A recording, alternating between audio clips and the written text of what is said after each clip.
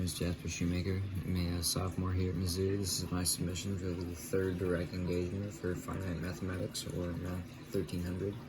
The current date is the 10th of November, 2021. And yeah, let's get started. To start with, we have the initial problem.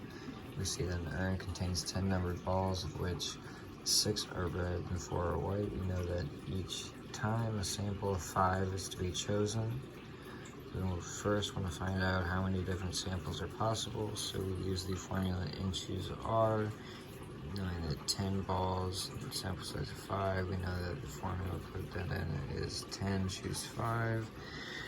We calculate that out down here by multiplying 10 times 9 times 8 times 7 times 6 times 5 times 4 times 3 times 2, and then do the same thing down here with 5 and 5 multiplied together, which is 120 times 120. That gives us these two values right here, which when you divide these two out gives you 252 different samples. That shows you that 252 different samples are possible.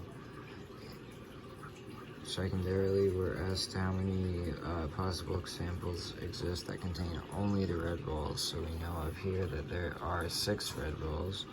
So knowing that, we choose 5 in each sample size.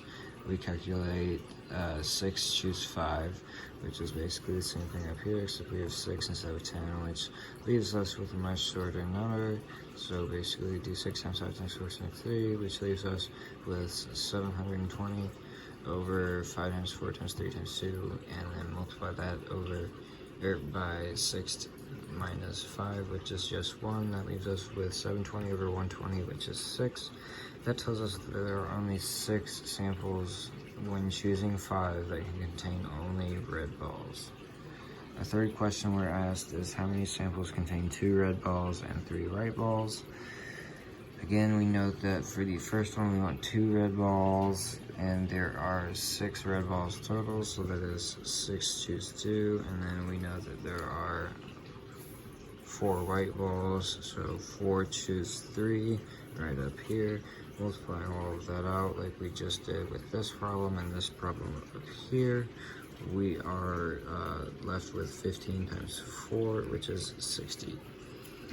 That means that there are 60 possible samples that can return 2 red and 3 white balls. Now, for the last question here, we are asked how many samples contain at least 3 red balls.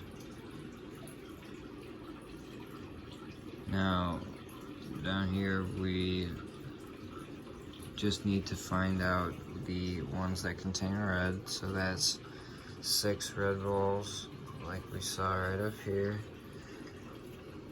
Choose 3, because we want at least 3 red balls, and we multiply that out just by the rest of the balls that are available. So since we chose 3, we have 2 left, knowing that there are 10 total balls. That leaves us with 8. Choose 2, as we selected 3 out of the 5. That leaves us with these two values, 10 times 28, which is 560. And that tells us that there are 560 possible ways to return at least 3 red balls in the selections.